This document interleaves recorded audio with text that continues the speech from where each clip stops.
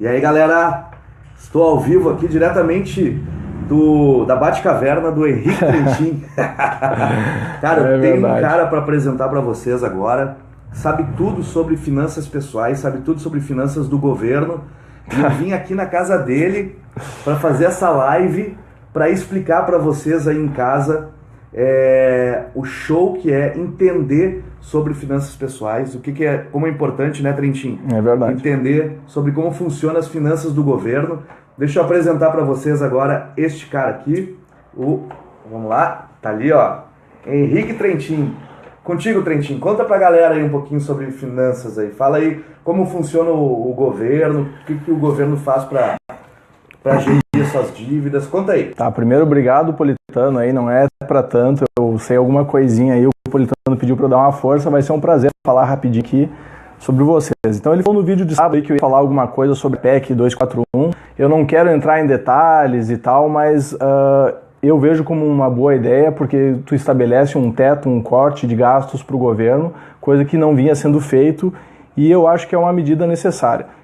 Que é aquela coisa, né, ô Trentin? Se tu tá com dívida em casa, qual é a primeira atitude que tu tem que fazer? A primeira atitude é reduzir gastos, né, Politano? Mas vale lembrar que quem sugeriu, quem criou essa PEC foi o Meirelles, Henrique Meirelles, aí, meu xará, que é um cara de extrema confiança do Lula, inclusive foi indicado pelo Lula.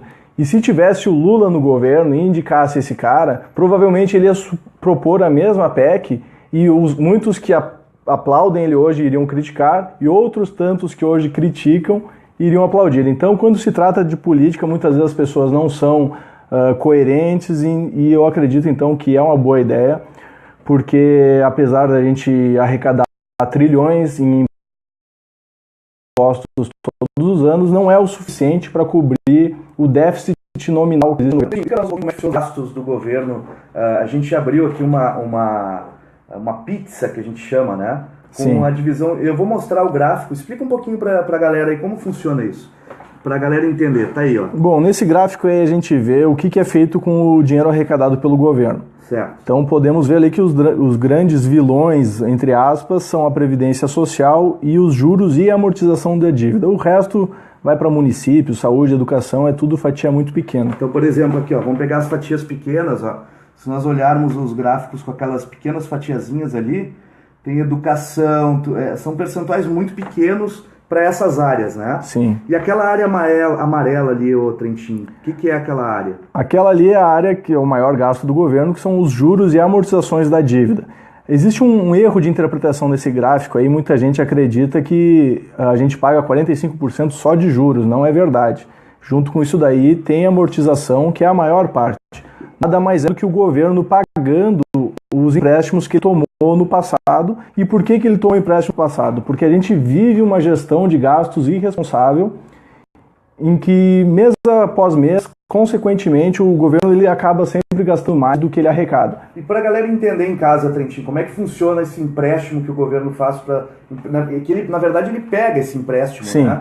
Ele não faz empréstimo. Sim, quando um governo ele gasta mais do que ele arrecada, existem 4 saídas para ele sair dessa situação que ele se encontra. A primeira é reduzir gastos, que é a mais eficiente, a mais sustentável e a que dá melhores resultados e a menos feita no Brasil. A segunda é aumentar impostos, que no nosso caso já não tem muito mais margem para isso, afinal a gente já vive um país onde já tem a taxa de imposto uma das mais altas do mundo. Imprimir dinheiro é uma outra saída, quando se gasta mais do que se arrecada. A gente que viveu na década de 80 sabe que não é a melhor solução, vem com isso uma inflação galopante que esculhamba toda a economia. E por último, a saída que o governo encontra e que é bastante utilizada desde o tempo do Brasil colônia, tudo que é país faz isso daí, tem registros desde a antiguidade, é se financiar com a população ou com quem estiver disposto a emprestar dinheiro para ele. Uhum.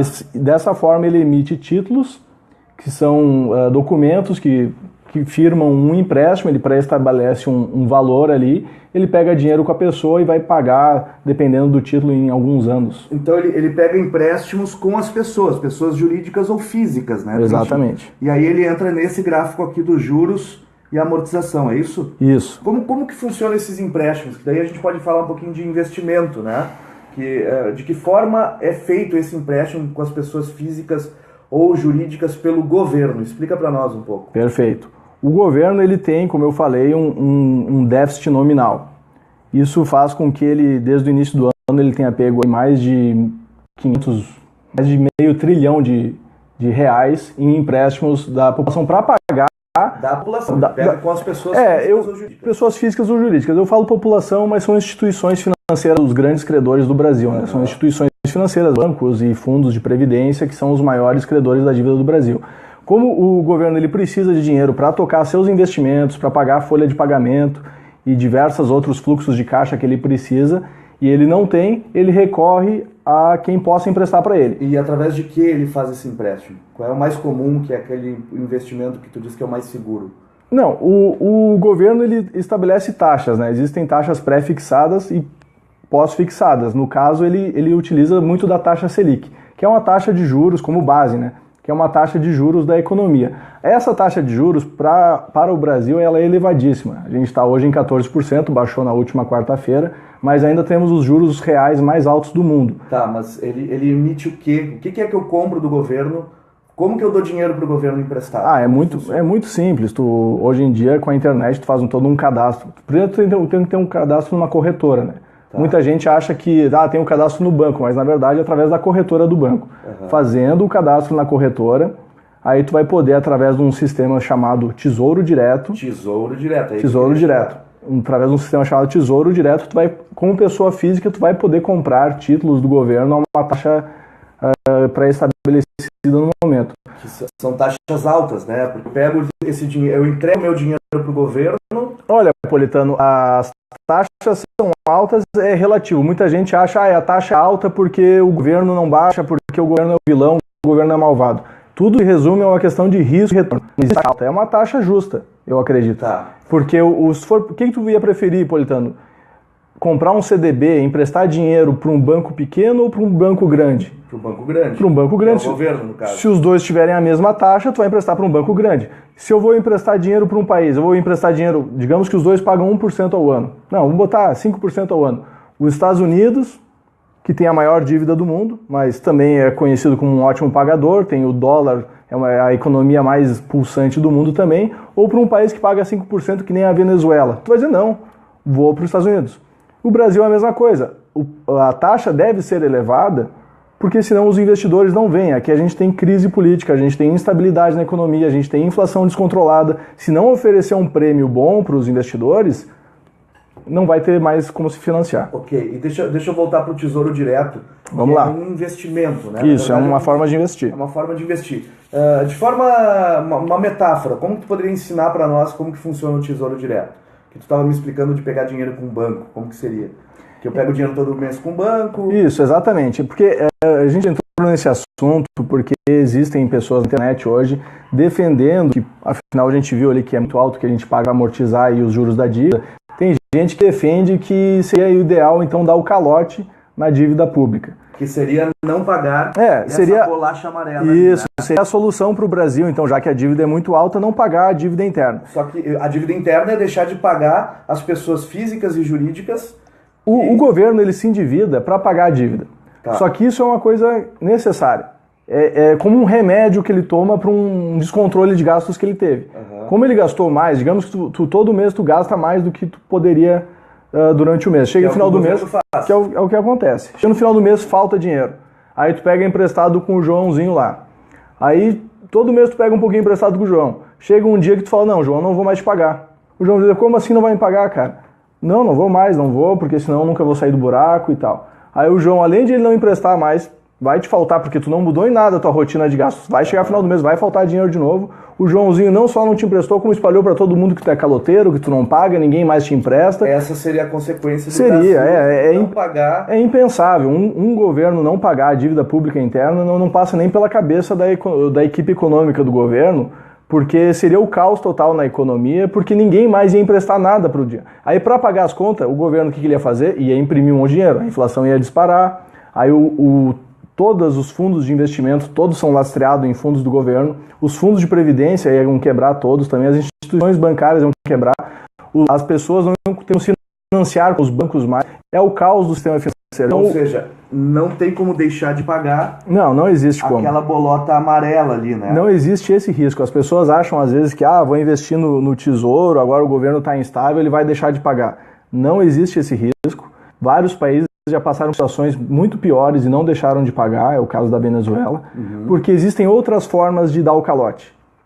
O calote nunca vai ser não pagar a dívida. Eles vão imprimir dinheiro, vão pagar a dívida com efeito inflacionário, ou eles vão dar o calote que está todo mundo já sofrendo. Aí toda a população paga no momento que o governo ele deixa de prestar os serviços básicos, deixa de dar a assistência que se espera dele. Porque a primeira coisa que ele tem que pagar, então, é a dívida interna, que é aquela bolacha amarela ali. É isso? Isso ele aí. Tem que pagar a dívida interna, que são os títulos da dívida pública. São títulos que já foram feitos lá atrás, né? Para pagar... Então, só para ficar mais claro, desculpa te cortar, mas para ficar mais claro ainda. Sim. Então, essa dívida que não é do governo atual, é dívida histórica do Brasil, é isso? Certamente. E cada governo vem emitindo mais títulos de Tesouro Direto. Sim.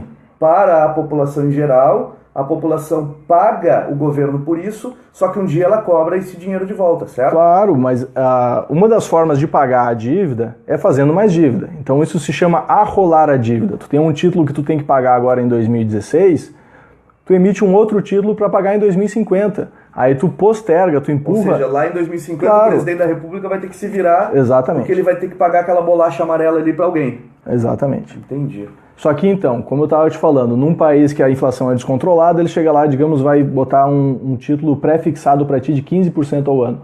Parece um bom investimento hoje.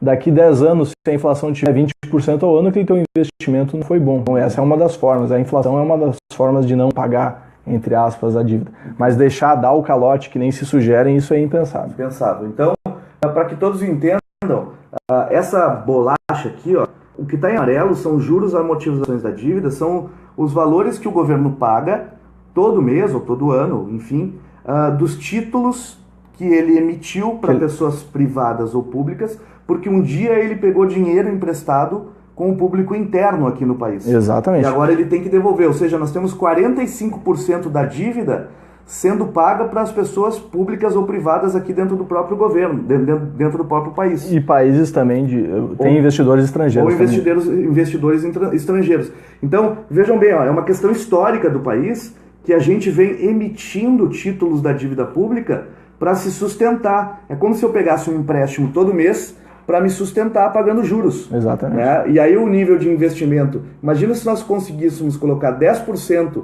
daqueles 45% ali, ó, em investimentos de educação ou investimentos de saúde, porque o percentual desse investimento nessas outras áreas é muito pequeno comparado com essa bolacha, essa parte amarela que é 45%. Vale lembrar, Politano, só para finalizar aqui, que não é 45% de juros. Sim, sim. Isso aí tem muito, por exemplo, uma dívida de R$1.000, tu vai pagar, digamos, R$50 de juros ali.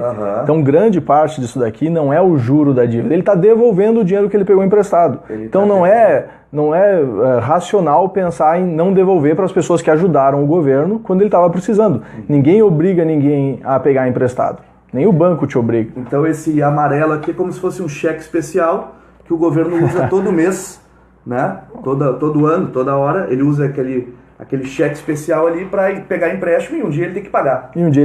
E é o que eu falei, o golpe que acontece e está acontecendo é diminuir o que ele dá de benefício para a população. Então as pessoas que ficam achando que a saída é não emprestar, porque tem gente que usa um termo pejorativo de rentista para falar mal de quem empresta de esses marajá que vivem de renda, que não querem trabalhar. Não, na verdade, essas pessoas estão ajudando o governo e é só 0,7, viu, Politano, de percentual dessa dívida aí que é pessoa física. O resto é instituições. Ou seja, se essas instituições não emprestassem dinheiro para o país não conseguiria pagar essa dívida e com certeza quebraria. Com certeza quebraria. E a dica que fica, Politano, mais uma vez, é não depender em nada do governo, é se instruir. Pronto, chegamos onde eu queria. É se instruir para poder poupar e investir com inteligência. Não depender do governo para assistencialismo nenhum ou para qualquer outro tipo de suporte que ele possa te dar, porque a gente já sabe que a situação que se apresenta não é favorável para quem vai depender do governo. A dica de hoje que nós vamos deixar aqui é